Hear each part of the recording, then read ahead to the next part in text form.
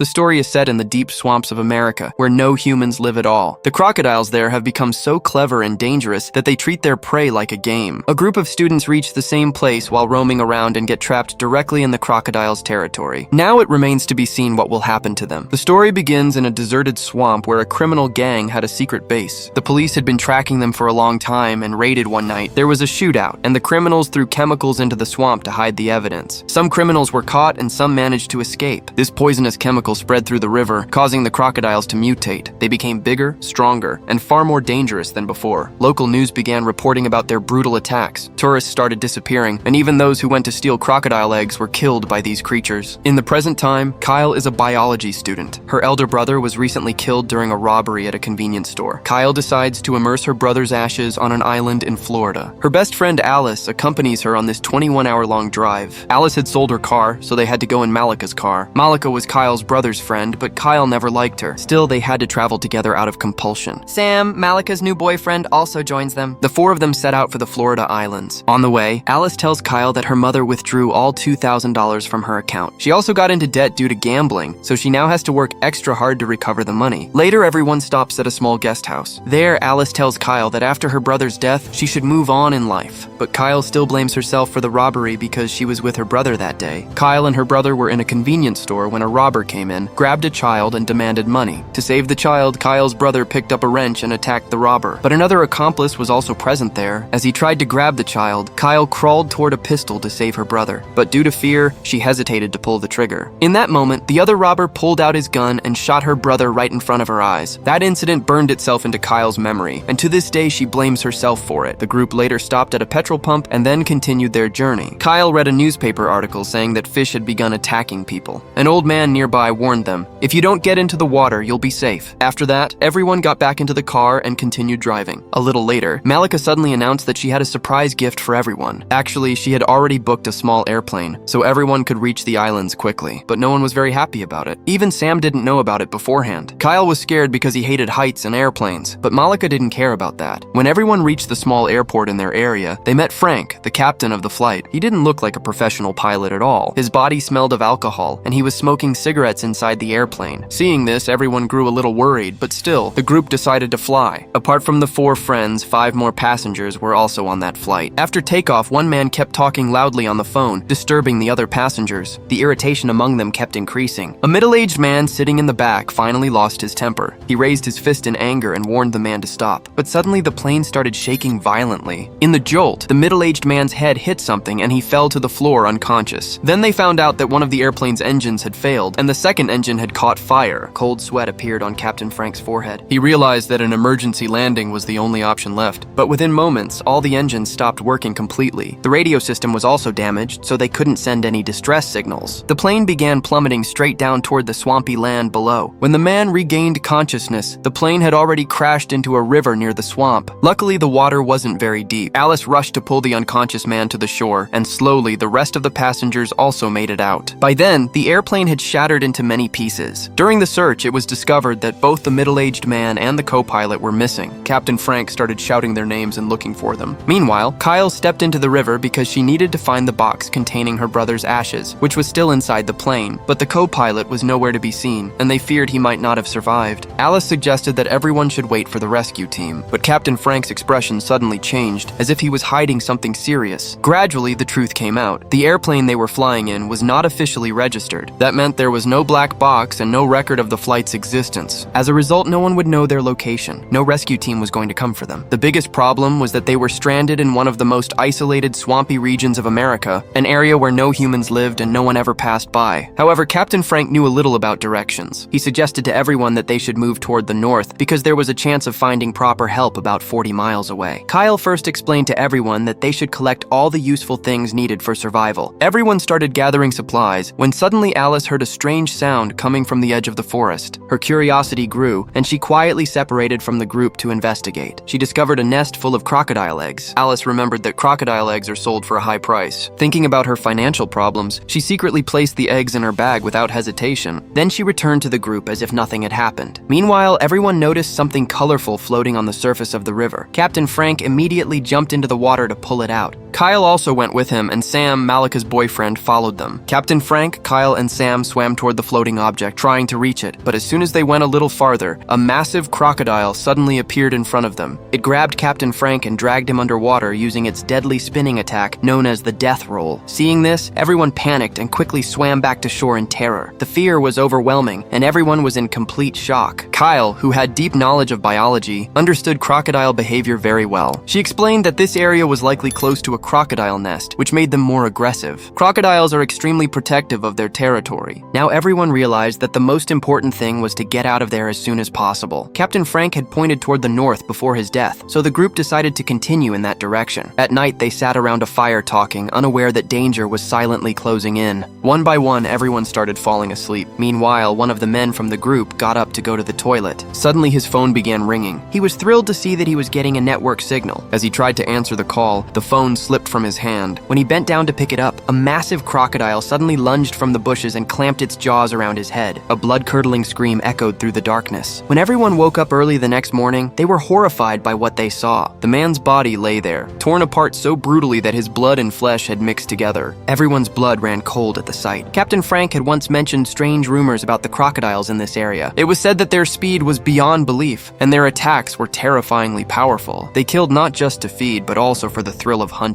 Normally, crocodiles hide in the water when they sense humans nearby, but these crocodiles were different. They were fearless, aggressive, and far more dangerous than any normal crocodile. The local villagers had even given a name to a giant female crocodile living in the area. It was said that she had a dark mark on her face and was far more dangerous than the rest. Amidst all the tension, Alice suddenly spotted a structure in the distance that looked like a house. The team thought they might find help there, so everyone immediately started moving in that direction. As they moved forward, a middle-aged woman walked at the front. Everyone was stepping cautiously when Kyle suddenly heard a strange sound. The sound echoed faintly through the air, as if something was moving nearby. Kyle stopped immediately and signaled everyone to halt. She drew their attention toward the sound and told them to listen carefully. After pausing for a few moments and trying to locate the source, she pointed toward the bushes and warned everyone that several crocodiles might be hiding there. Taking control of the situation, Kyle told the woman walking ahead to stop and instructed everyone to stay close together. She explained that crocodiles often target people who are alone, but usually avoid attacking larger groups. At that very moment, a crocodile suddenly lunged out of the water and grabbed a woman, dragging her away. Everything happened so fast that no one could react. Within seconds, several more massive crocodiles appeared and attacked. The entire group ran desperately to save their lives and managed to reach an old wooden house, forcing their way inside. Everyone pushed the door together to shut it, but a crocodile grabbed one girl's leg before it could close. Her scream echoed through the dark, sending chills down everyone's spine. After intense struggling, her companions managed to pry open the crocodile's jaws and pull her inside. But the beast kept slamming against the door from outside, as if trying to break in and kill everyone inside. In the middle of this terrifying chaos, while everyone was focused on holding the door, Malika, whose careless behavior had already annoyed everyone, started acting selfish and panicked. She looked only for a safe place for herself, while Captain Frank kept shouting at her to help. After a long struggle, the crocodile finally retreated and disappeared into the water. But just then,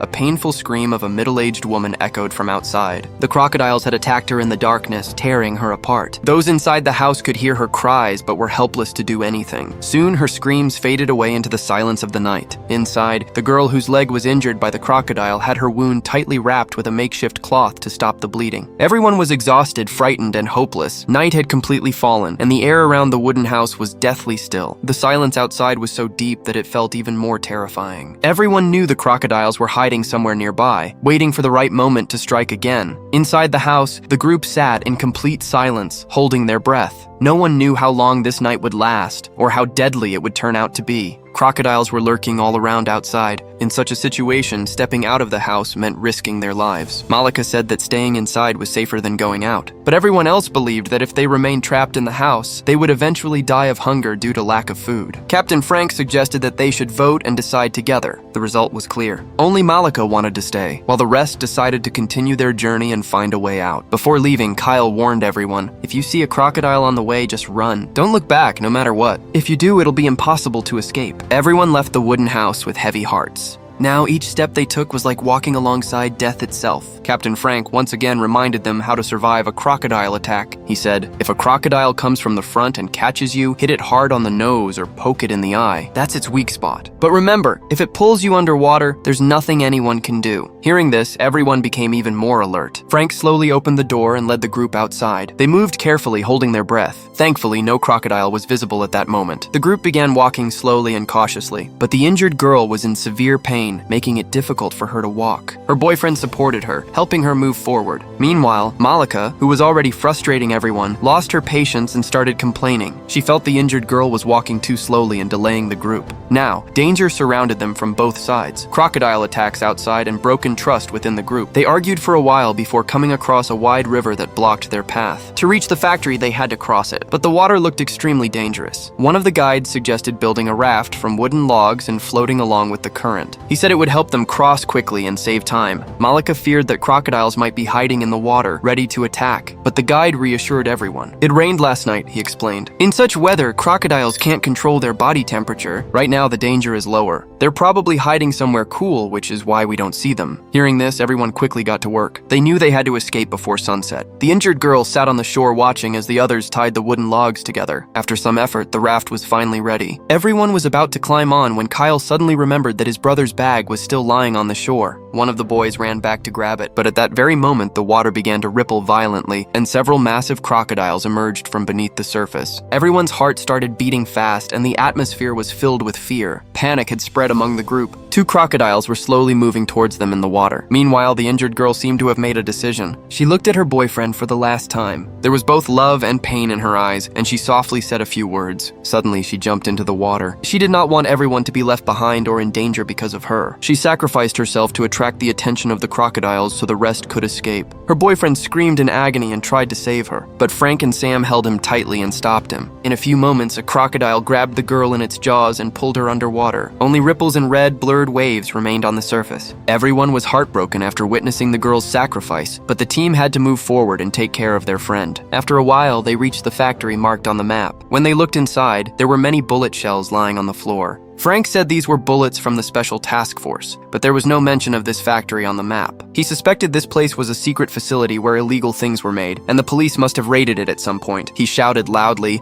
thinking someone might be inside, but he didn't realize his voice had drawn the attention of the crocodiles lurking in the factory. Frank immediately warned him to be careful, but he ignored it. This angered the captain. As soon as they went inside, bloodstains appeared on the walls. It was clear that a raid had taken place here earlier. Now Captain Frank suggested dividing into two teams to find a radio and call for help. He decided to go with Alice and Malika. Frank then sent Alice to look for another route. Now only the captain and Malika were left. The captain angrily scolded her. He said she was selfish, caring only about her own life and putting others in danger. Her attitude made everyone angry. The captain lost his patience and pushed her in anger. Luckily, Malika managed to hold on to the edge and survived. She panicked and started begging loudly for forgiveness and mercy. The captain waited for a moment. Then he was about to pull her up when suddenly, a crocodile leaped from above and bit the captain's head. The creature dragged him away within seconds. Hearing the screams, the others rushed over and managed to pull Malika out safely. But unfortunately, the captain lost his life. Malika was crying and apologizing for her earlier mistakes, but there was no time to grieve. The group once again went deeper inside. When they entered a room and turned on the light, they saw several crocodiles sleeping in front of them. The biggest problem was that on the other side of the room, there was a small area where the radio communication equipment was kept. If they could cross this area safely, they would survive. The team contacted the radio for help. Everyone moved slowly and quietly through the crocodile area. Kai reached the safe room first. But as usual, things went wrong at the most critical moment. Poor Sam was at the back. He accidentally stepped on a crocodile's nest of eggs. The female crocodile woke up the moment she heard the sound. Sam turned back in fear, and the crocodile's massive jaws lunged toward him. The rest of the team somehow managed to get inside and immediately shut the door so the crocodile couldn't enter. Meanwhile, Kai finally established radio contact. He successfully reached the rescue team and informed them of their situation. Now, everyone had to get out of the factory and find a place that could be easily seen from a distance. While waiting, Kai looked looked around the room. A gun and a large knife were lying on the table. Then his eyes caught a door on the other side of the room that led outside. As soon as the door opened, everyone froze. A huge crocodile stood right in front of them. There was a deep scar near one of its eyes. It was the same crocodile the locals had named and feared for years. The entire group was stunned. No one knew what to do next. Suddenly, Alice stepped forward and stood before the crocodile. She had begun to suspect why this particular crocodile kept attacking only them. The crocodiles weren't being aggressive for no reason. They were protecting their young. Realizing this, Alice pulled an egg out of her bag and raised it in front of the creature. It was an incredibly dangerous move. In the next moment, the crocodile opened its jaws and bit Alice's hand. It hurled her against the wall with brutal force, then began moving toward her again. Kai stood frozen with the gun in his hand, haunted by fear from his past. After a few tense seconds, he gathered his courage and pulled the trigger. The shot rang out. The others quickly took advantage of the distraction and dragged Alice to safety. Meanwhile, Kai kept firing at the crocodile continuously. The rest of the team made loud noises to divert its attention. Then the main hero and Kai faced the giant crocodile head-on. His gun was empty. He seized the moment and lunged forward, stabbing his knife into the crocodile's remaining eye. Now the monster was completely blind. Kai then climbed up and rolled a large chemical drum toward it. The next second, he lit a match and threw it. With a massive explosion, flames burst out, and the crocodile was engulfed in fire. The creature was reduced to ashes in the blaze. The entire group stood there silently, watching the legendary beast perish in the flames. After a while, the 4 survivors quietly left the factory. They finally reached a nearby bridge and waited there for the rescue team to arrive. As soon as the helicopter appeared in the sky, everyone finally breathed a sigh of relief. After so many struggles, the nightmare was finally over. Sometime later, Kai reached Florida, carrying her brother's remains with her. She gently placed his bones on the top of a tall tower, fulfilling her last promise. As the wind blew softly, Kai looked at the horizon, her heart heavy yet free. For the first time in a long while, she felt peace. Now she could finally begin her life anew. The film ends here, leaving behind a story of courage, sacrifice, and survival. If you felt connected to this journey, please show some love by subscribing to the channel. Your one click means a lot and gives strength to keep creating more stories like this. Thank you so much for watching till the end. Take care, stay safe, and I'll see you in the next video. Goodbye.